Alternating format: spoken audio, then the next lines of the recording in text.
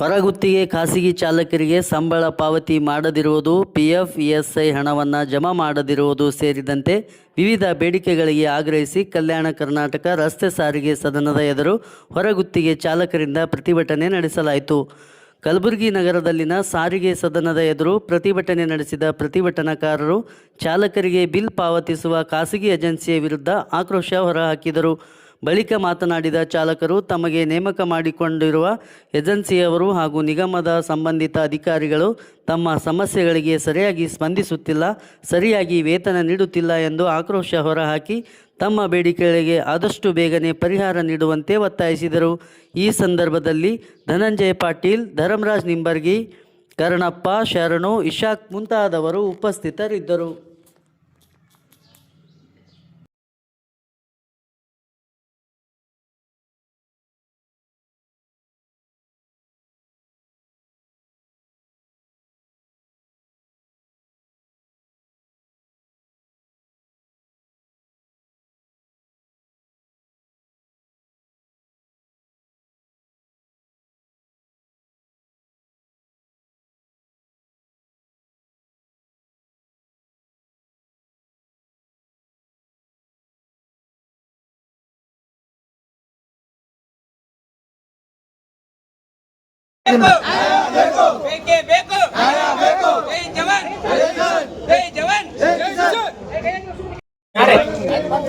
ಇನ್ನೊಂದು ಸರಿ ಜೋರಾಗಿ. ನನ್ನ ಹೆಸರು ಮೊಹಮ್ಮದ್ ಇಸಾಕ್ ಅಂತ್ರಿ. ಈ ಚಾಲಕನಾಗಿ ನಾನು ಇಲ್ಲಿ ಕಾರ್ಯನಿರ್ವಹಿಸ್ತಾ ಇದ್ದೀನಿ. 3 ವರ್ಷದಿಂದ ಮಾಡ್ತಾ ಇದ್ದೀನಿ ಇಲ್ಲಿ. ನಮಗೆ 2 ತಿಂಗಳ ಪೇಮೆಂಟ್ ಹಾಕಿಲ್ಲ ಇನ್ನೂವರೆಗೆ. ಮತ್ತು ನಾವು 3 ವರ್ಷದಿಂದ ಏನು ನಾವು ದುಡ್ಕೋತ ಬಂದೀವಿ. ನಮಗೆ 2 ತಿಂಗಳ 3 ತಿಂಗಳು ಒಂದು ಬಿಟ್ಟು ಈ ಥರ ಪೇಮೆಂಟ್ ಮಾಡಿದ್ದಾರೆ. ಮತ್ತು 2,000 ರೂಪಾಯಿ PF ಹಣವನ್ನು ಕಟ್ ಮಾಡಿದ್ದಾರೆ. ಕಟ್ ಮಾಡಿದ್ರು ಕೂಡ ಇನ್ನೂವರೆಗೂ 1 ರೂಪಾಯಿನೂ ಕೂಡ ನಮ್ಗೆ ಅವರು ಹಾಕಿಲ್ಲ PF ಅಮೌಂಟು. ಮತ್ತು ಇದು ನಾವು ಹೆಚ್ಚಿಗೆ ನಾವು ಒತ್ತಾಯ ಮಾಡೋದೇನಂತಂದರೆ, ಬೀದರ್ ಮಾದರಿಯಲ್ಲಿ ನಮ್ಮ ಇದು ಏನು ಖಾಸಗಿ ಚಾಲಕರಾಗಿ ತೊಗೊಂಡಿದ್ದಾರಲ್ಲ, ಬೀದರ್ ಮಾದರಿಯಲ್ಲಿ ಮಾಡಿಕೊಡ್ಬೇಕಾಗಿ ವಿನಂತಿ ಮಾಡ್ತಾ ಇದ್ದೀವಿ. ಅಧ್ಯಕ್ಷರಿಗೂ ಹೇಳಿದ್ದೀವಿ, MD ಮೇಡಮ್ ಅವ್ರಿಗೂ ಕೂಡ ಹೇಳಿದ್ದೀವಿ.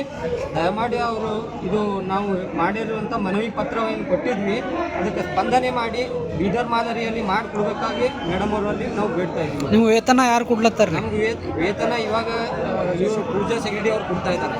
ಹೇಗೆ ಕೊಡ್ತಾ ಇದ್ದಾರಪ್ಪ ಅಂದರೆ, 2 ತಿಂಗಳು ಹಾಕೋದು, 3 ತಿಂಗಳು ಗ್ಯಾಪ್ ಬಿಡೋದು, 2 ತಿಂಗಳು ಹಾಕೋದು, 3 ತಿಂಗಳು ಗ್ಯಾಪ್ ಬಿಡೋದು, ಈ ಥರ ಮಾಡ್ತಾ ಇದ್ದಾರೆ.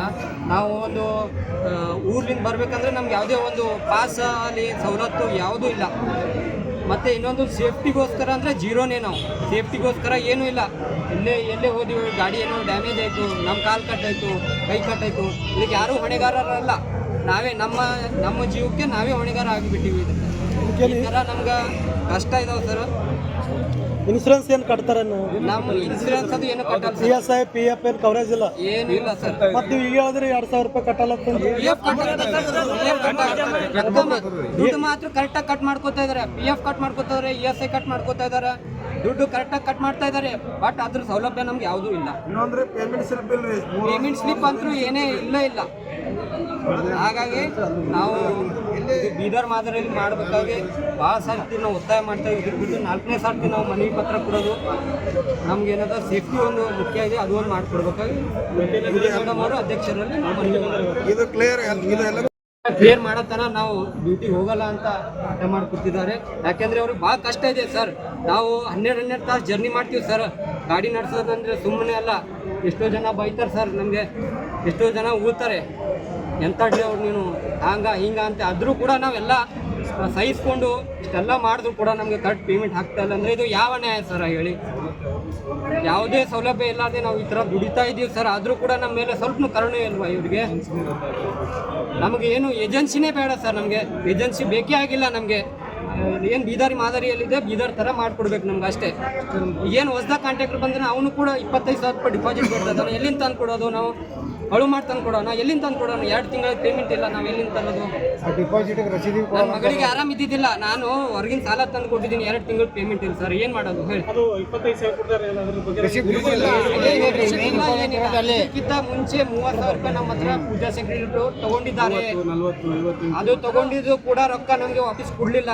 ಅದ್ರದ್ದು ಯಾವುದೇ ಒಂದು ರಿಸಿಪ್ಟ್ ಇಲ್ಲ, ಪ್ರೂಫ್ ಇಲ್ಲ, ಏನೂ ಇಲ್ಲ. ಈಗ ಹೊಸದಾಗಿ ಏನ್ ಬರ್ತಾ ಇದಾರೆ ಅವರು ಕೂಡ 25,000 ರೂಪಾಯಿ ಕೇಳ್ತಾ ಇದಾರೆ. ಅದ್ರದ್ದು ಯಾವುದೇ ರಿಸಿಪ್ಟ್ ಕೇಳ್ತಾ ಇಲ್ಲ. 25,000 ರೂಪಾಯಿ ಕೇಳ್ತಿದ್ದಾರೆ, ಅದ್ರ ಮೇಲೆ 10,000 ರೂಪಾಯಿ ರಿಸಿಪ್ಟ್ ಕೊಡ್ತೀನಿ ಅಂತಾರೆ, 15,000 ರೂಪಾಯಿ ಕೊಡಲ್ಲ ತಲ್ಲಗುತ್ತಿದ್ದಾರೆ ಸರ್ ಅವರು. ನನ್ನ ಹೆಸರು ಮೊಹಮ್ಮದ್ ಇಸಾಕ್ ಅಂತ ಸರ್. ನಾನು ಇಲ್ಲಿ 3 ನಂಬರ್ ಡಿಪೋ ಕೆಲಸ ಮಾಡ್ತಾ ಇದ್ದೀನಿ. ಸರಿಯಾಗಿ ಪ್ರತಿ ತಿಂಗಳ ಪೇಮೆಂಟ್ ಮಾಡ್ತಾ ಇಲ್ಲ. ಇದು 2 ತಿಂಗಳ 3ನೇ ತಿಂಗಳು ಅಂತ ಹಿಂಗೆ ಪೇಮೆಂಟ್ ಮಾಡ್ತಾ ಇದ್ದಾರೆ, ಡಿಲೇ ಮಾಡ್ತಾ ಇದ್ದಾರೆ. ಕೇಳಿದ್ರೆ ಪೂಜೆ ಏಜೆನ್ಸಿಯವರು ಅವರು ರೆಸ್ಪಾನ್ಸ್ ಮಾಡ್ತಾ ಇಲ್ಲ, ಯಾವುದು ನಮಗೆ ಸೌಲಭ್ಯವನ್ನು ಕೊಡ್ತಾ ಇಲ್ಲ. ಅದಕ್ಕೆ ಡ್ರೈವರ್ಗೆ ಏನಾದರೂ ಅಪಘಾತ ಅನಾಹುತ ಆದರೆ ಅವ್ರ ಫ್ಯಾಮಿಲಿಗೆ ಯಾವುದು ಬೆನಿಫಿಟ್ಟೇ ಸಿಗ್ತಾ ಇಲ್ಲ ನಮಗೆ.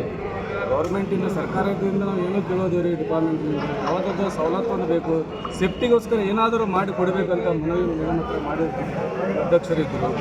ಇದರ ವೇಳೆಗೆ ಇನ್ನೂ ಏನೂ ಮಾತಾಡಬೇಕಾದ್ರೆ ಎಲ್ಲರಿಗೂ ತೊಂದರೆ ಆಗಿದೆ. ಎಲ್ಲ ಸಿಬ್ಬಂದಿಗಳು ನಮ್ಮದು ಹೋಗಬೇಕು ಬರಬೇಕಾದ್ರೆ ಅವ್ರಿಗೆ ಸವಲತ್ತುಗಳು ಯಾವುದೂ ಇಲ್ಲ.